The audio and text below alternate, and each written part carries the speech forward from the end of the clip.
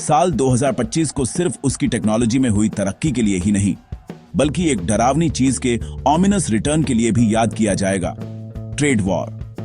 President Trump के फिर से सत्ता में आने के बाद यूनाइटेड स्टेट्स ने एक बार फिर टैरिफ को अपनी फॉरेन पॉलिसी का मेन हथियार बना लिया, जिससे ग्लोबल इकोनॉमी में तहलका मच गया।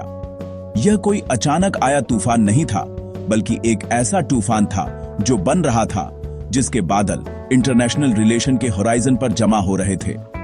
यह पॉलिसी चेंज हालांकि सडन था, लेकिन इसकी जड़ें डोमेस्टिक पॉलिटिकल प्रॉमिसेस और इस गहरे बिलीफ में थीं कि अमेरिका के अपने की पार्टनर्स के साथ इकोनॉमिक रिलेशन फंडामेंटली इम्बैलेंस थे और उन्हें ठीक करने के लिए एक फोर्सफुल और यूनिलैटरल करेक्शन की जरूरत थी। हालांकि ट्रेड कॉन्फ्लिक्ट का यह नया चैप्टर अपने पुराने वाले से अलग महसूस हुआ। यह स्कोप में ज्यादा बड़ा और अपने एप्लीकेशन में ज्यादा ऑडेशियस था, जो सिर्फ स्ट्रेटेजिक राइवल्स को ही नहीं, बल्कि नजदीकी पड़ोसियों और एलाइज को भी टारगेट कर रहा था। इंडिया, कनाडा और मेक्सिको जैसे देश अचानक क्रॉस हेयर्स में आ गए। उन्हें भारी टैरिफ का सामना करना पड़ा, जिससे दशकों से केयरफुली कंस्ट्रक्टेड इकोनॉमिक पार्टनरशिप खतरे में पड़ गई। दुनिया के सामने जो रैशनल पेश की गई वह मल्टी फैसेटेड थी, एक ऐसी टैपेस्ट्री जो इकोनॉमिक नेशनलिज्म, स्ट्रेटेजिक पॉस्चरिंग और डोमेस्टिक पॉलिटिकल थिएटर के धागों से बुनी गई थी। व्हाइट हाउस ने डिक्लेयर किया कि पैसिव डिप्लोमेसी का दौर खत्म हो गया था। उसकी जगह एक असर्टिव अमेरिका फर्स्ट अप्रोच ने ले ली थी, जहां इकोनॉमिक लेवरेज का इस्तेमाल कमर्शियल और जियोपॉलिटिकल दोनों उद्देश्यों को अनवेवरिंग रिजॉल्व के साथ अचीव करने के लिए किया जाएगा। कई ऑब्जर्वर्स के लिए 2025 की शुरुआत की घटनाएं एक स्टार्क रिमाइंडर थीं कि इस नए युग में ट्रेड एग्रीमेंट और एस्टैब्लिश नॉर्म्स अब पवित्र नहीं थे।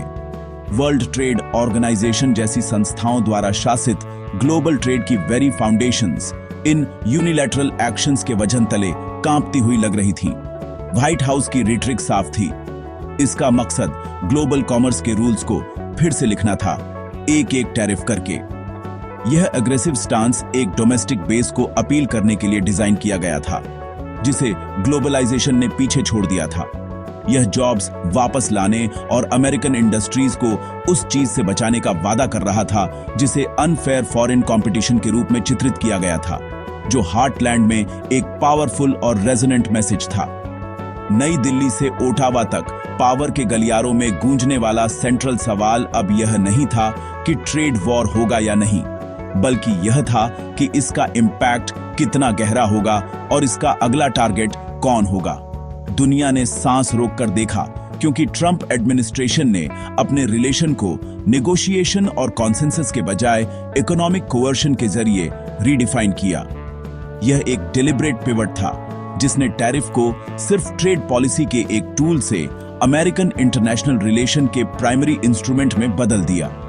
मैसेज अनएम्बिग्युअस था, अमेरिका के स्ट्रेटेजिक और इकोनॉमिक इंटरेस्ट्स के साथ अलाइन करें या उन इकोनॉमिक कॉन्सिक्वेंसेस के लिए तैयार रहें जो इस स्टार्क नई रियलिटी के बाद इनएविटेबल रूप से आएंगे। 2025 के ट्रेड वॉर के नैरेटिव के दिल में इकोनॉमिक आर्ग्यूमेंट्स का एक गहरा सेट था, जिसमें सबसे ऊपर ट्रेड डेफिसिट का लगातार बढ़ता मुद्दा था। ट्रंप एडमिनिस्ट्रेशन के लिए ये आंकड़े सिर्फ स्टैटिस्टिक्स से ज्यादा थे, वे नेशनल इकोनॉमिक वल्नरेबिलिटी का सिंबल थे। चीन, मेक्सिको और यहां तक कि कनाडा जैसे देशों के साथ भारी डेफिसिट को एक अनफेयर सिस्टम के सबूत के तौर पर फ्रेम किया गया था, जहां अमेरिका को नुकसान हो रहा था। इस पर्सपेक्टिव ने टैरिफ लगाने को बढ़ावा दिया, जिसे ट्रेड के स्केल्स को फिर से बैलेंस करने और अमेरिकन वेल्थ के परसीव्ड आउटफ्लो को रोकने के लिए एक नेसेसरी करेक्टिव मेजर के रूप में पेश किया गया था। एक सिंपल लेकिन पावरफुल आर्ग्यूमेंट जो मतदाताओं के एक बड़े हिस्से के साथ गहराई से रेजोनेट करता था। ट्रेड डेफिसिट के हेडलाइन आंकड़ों से परे एक main objective American domestic industries की प्रोटेक्शन था।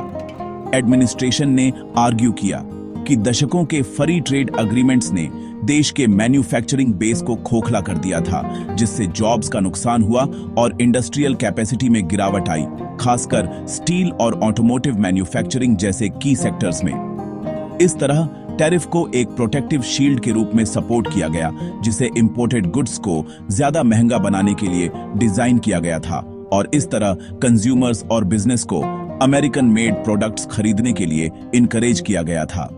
इस प्रोटेक्शनिस्ट स्टैंड का मकसद इंडस्ट्रियल टाउन को फिर से जीवित करना और अमेरिकन शोर्स पर मैन्युफैक्चरिंग जॉब्स वापस लाने के कैंपेन प्रोमिसेस को पूरा करना था, जो एक पोटेंट पॉलिटिकल और इकोनॉमिक गोल था।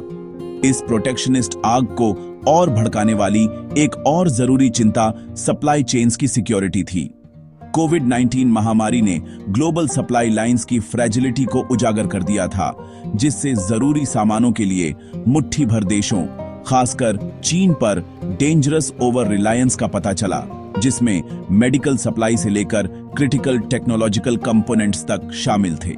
2025 की ट्रेड पॉलिसी एक तरह से अमेरिकन कंपनियों को अपने प्रोडक्शन को ऑनशोर या फ्रेंडशोर करने, इसे यूनाइटेड स्टेट्स या एलाइड नेशंस में वापस ले जाने के लिए मजबूर करने का एक स्ट्रेटेजिक मूव था। इसका मकसद एक ज्यादा रेजिलिएंट इकोनॉमिक फोर्ट्रेस बनाना था, जो भविष्य में जियोपॉलिटिकल शॉक्स या स्ट्रेटेजिक कंपेटिटर्स से होने वाले डिसरप्शंस के लिए कम ससेप्टिबल हो।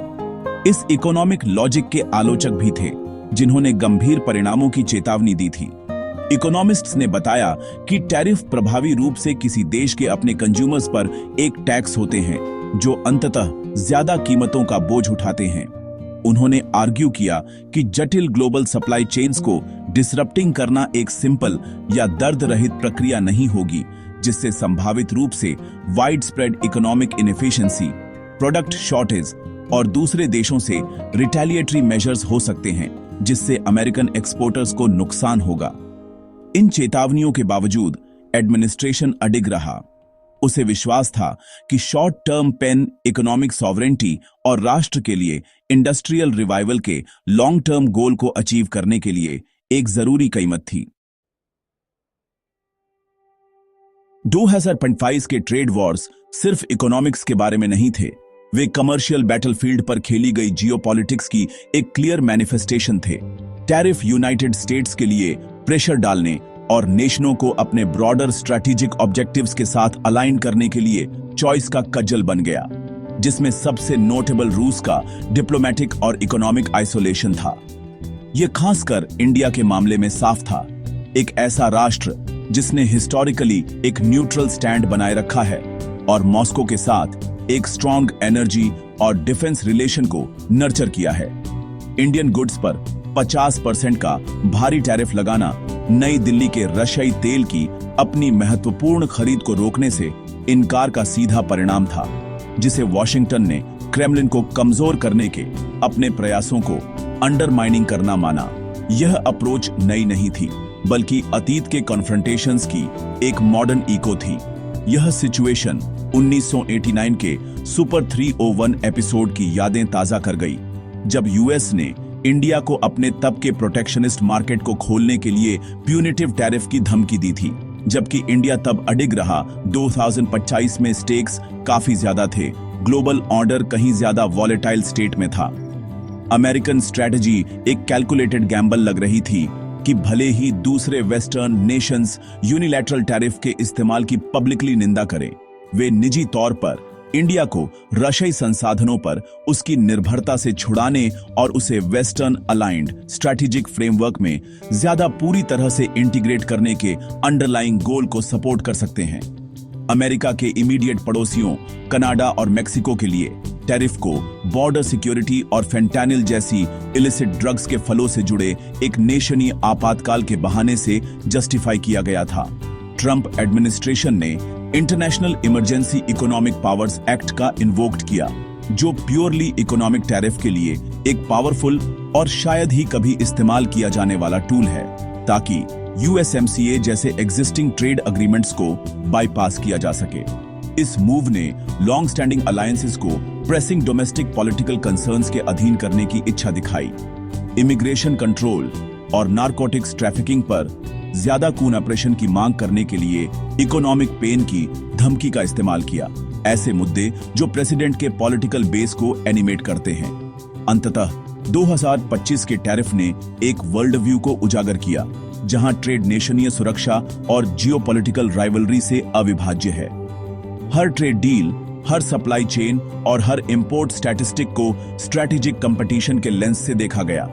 चाहे वह मेक्सिको पर सीमा नियंत्रण के लिए दबाव डालना हो, कनाडा के डेयरी प्रोटेक्शन को चुनौती देना हो, या रूस के साथ उसके संबंधों के लिए इंडिया को दंडित करना हो, अंडरलाइंग मैसेज कंसिस्टेंट था। इकोनॉमिक इंटरडिपेंडेंस को अब आपसी स्थिरता के स्रोत के रूप में नहीं देखा गया, बल्कि एक वल्नरेबिलिटी के रूप में देखा गया जिसे मैनेज किया जाना था, और एक लीवर के रूप में जिसे ग्लोबल चेसबोर्ड पर अमेरिकी हितों की अथक खोज में खींचा जाना था, जहां हर चाल के गहरे परिणाम होते थे।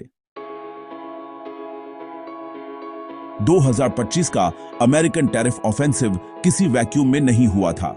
इसने ग्लोबल रिएक्शंस की एक इमीडिएट और प्रेडिक्टेबल कैस्केड को ट्रिगर किया, जिससे वर्ल्ड इकोनॉमी हाइटेंड अनसर्टेनिटी की स्थिति में डूब गई।